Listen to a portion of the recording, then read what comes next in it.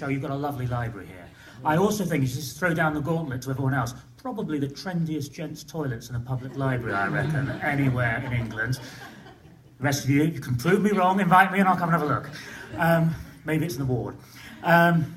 Thank you for asking me to join you here today in the UK City of Culture 2017.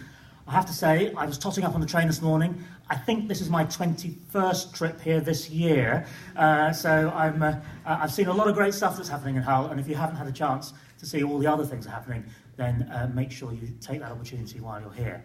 Hull Libraries have been one of the many players who've been behind the numerous cultural and artistic successes here over the past 10 months, and there's still 2 months still to go. And the world's eyes have really been open to just how great a place this city really is. But it's not surprising to me that the Hull Libraries team have played their part in the City of Culture successes, because libraries are where we build lifelong, trusting and deep relationships with characters and ideas. And I feel that I'm among friends when I come to talk to the Society of Chief Librarians. You've been outstanding partners for the Arts Council since we took over our role as for Libraries Development back in 2011. And I'm grateful for the example of inspiring and ambitious leadership over the years. And I'd like to thank Neil for all he's done and continues to do right now as SCL's president. In our team, we've had the passionate and devoted Brian Ashley, who's now retired. And as you know, he was so determined to escape us that he's actually moved to bother otters in Shetland. And we're currently recruiting Brian's replacement. And his shoes are hard to fill. But libraries attract the most interesting minds, and I'm really very confident that we'll find you a director who was good as a champion and as an advisor as Brian was, and I like him as somebody who's a listener too. So, we've been together almost 7 years already, and I hope you don't have the 7-year itch. We're very happy with the way things are turning out in our relationship. Of course, relationships do have to keep moving, to keep strong, and all partners need to realise their potential. On our side, our relationship, as Neil mentioned, has taken another step forward with the inclusion of libraries in our national portfolio from 2018 to 2022. And it's gratifying that 6 library services will be a part of that portfolio, and as Neil said, the Society of Chief Librarians will become a sector support organisation. We've benefited a huge amount from our relationship with libraries. To my mind, you've been ahead of the game in terms of thinking about public engagement. You've created spaces that respond to present needs and that will also help to support the society of the future. And the universal offers have driven library services to evolve and to expand, looking at the ways they connect with their communities and building their relevance and resilience. The new cultural offer recognises the active and increasing role libraries play as cultural and creative hubs. In recent years, this has been reinforced by increasing cooperation with the wider arts and cultural sector. I'm sure that you know many of the numbers I'm going to talk about today, but I think they really do bear repeating here today. More than 80% of the libraries that responded to the SCL Culture Survey said that they had partnership arrangements already in place with arts organisations, museums and galleries. And since 2013, £6.6 million has been invested in arts and culture related projects through the Arts Council's Grants for the Arts Library Fund. And libraries have been really crucial in the delivery of many successful national programmes. The Summer Reading Challenge is in its 12th year. Distributed more than 4.8 million books since it was launched, introduced hundreds of thousands of new readers each year to the joys and benefits of reading. So what of the future? We're all becoming much more aware of the social impact of investment in art and culture. Art and culture exerts a crucial influence on our education, on health and well-being, and on community life. And this is becoming ever more relevant as we live longer, but often less communal lives compared to those lives that people lived in the past. And loneliness and isolation have been shown to have major negative impacts across a range of conditions, including depression, dementia, and obesity. According to a report commissioned by Social Finance, socially isolated people are more likely to visit the doctor and more likely to visit A&E. And they're 3.5 times more likely to end up in local authority-funded residential care. Engagement with arts and culture can help those people. And arts and cultural organisations everywhere are looking at their work and its impact and thinking, how can we do more? And being a regular library user is associated with a 1.4% increase in the likelihood of reporting good general health. That doesn't sound a big figure until you look at what happens when you scale that up. The predicted medical cost savings associated with library engagement are £1.32 per person per year. Across the library using English population, this adds up to a possible cost saving to the NHS of £27.5 million per year. Earlier this year, as part of our role as your National Development Agency, we released a collection of reports looking at the ways that libraries have a positive effect on the well-being of older people, on placemaking, and on their communities. And many of you will have read these or will be familiar with the case studies. These include St Helens Cultural Hubs programme, which puts libraries on the front line of public engagement in a town where there's below average arts attendance.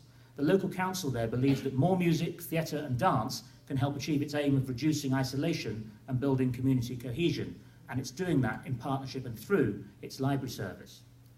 In Leicester, the library service runs the Imaginative Neighbourhoods programme, using arts and cultural projects to support learning and skills development among children, their parents and their grandparents. A fantastic example of intergenerational learning.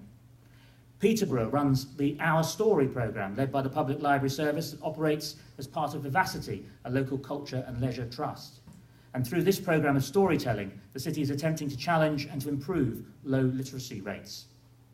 In Hertfordshire, libraries have been running slipper swaps, encouraging older people to trade in their worn-out slippers for a new anti-slip pair. And it's a simple service that can save people from terrible injuries. It can also help the local authority make significant savings.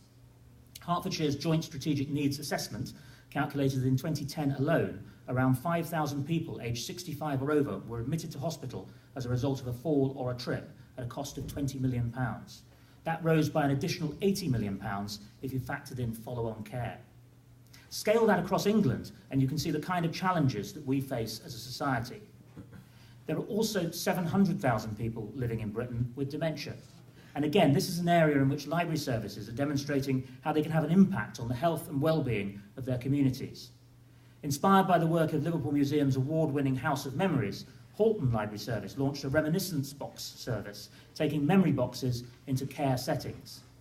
And the borough there has an estimated 1,350 people living with dementia, as part of an older population that has risen by almost 20% between 2010 and 2015 alone, 20% over 5 years. It makes sense to meet these challenges using all of our available resources, and that should include library services.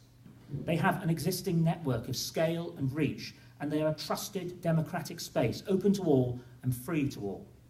And as you know, there are more than 3,000 public libraries in England, with more than 250 million physical visits in 2015 and 86 million digital visits. I know you've heard this number before, but I love this, that's more than all the Premier League football matches added together, plus all the visits to A&E added together, plus the top 10 UK tourists attracting, all added together. That's what library services do. So if anybody ever tells you that libraries are irrelevant to people's lives, they're talking absolute rubbish. Every second, 24 people, every single second, 24 people visit a library and 17 books are borrowed. Libraries provide more than 60 million hours a year of high-speed internet access and 43,365 computer terminals with internet access and library catalogue, all free. And library staff, the real gems in libraries, the people. Libraries are just buildings, but libraries are actually more than buildings because they're the people who run them. And the people, they're answering 60 million inquiries a year and 35% of the population visiting a public library at least once a month. These are great numbers, and it's an extraordinary network of influence through which to reach out to people, to show them the opportunities that you offer. And I want more people to know about these figures, and at the Arts Council we're absolutely committed to telling your story. Now, with even more closer cooperation with arts and cultural organisations, I hope to see all of these numbers growing. And at the Arts Council, our current 10-year strategy runs until 2020, and we'll be consulting with the sector over the next 10-year strategy over the coming months. With library services and the SCL now firmly part of our national portfolio, libraries will have a great opportunity to be involved in the shaping of that new strategy. Of course, cultural strategy is a balancing act between art and impact. It needs to ensure that we have support for work of genuine cultural ambition and merit, and that we also achieve those positive impacts in people's lives, especially in the lives of those people who enjoy the least advantages. And I know it's a changeable world that we live in, and that there are bound to be many other changes ahead to the physical and digital presence of libraries. The rollout of Wi-Fi has been a major step. Now the Arts Council and the Carnegie Trust are supporting the British Library to conduct a scoping project for a single digital presence for libraries, a UK-wide digital platform providing access to local collections and services. And this could be a major boost to the existing library offer and to the future of all our libraries. It's complex, but I reckon that the potential rewards really make it worth pursuing.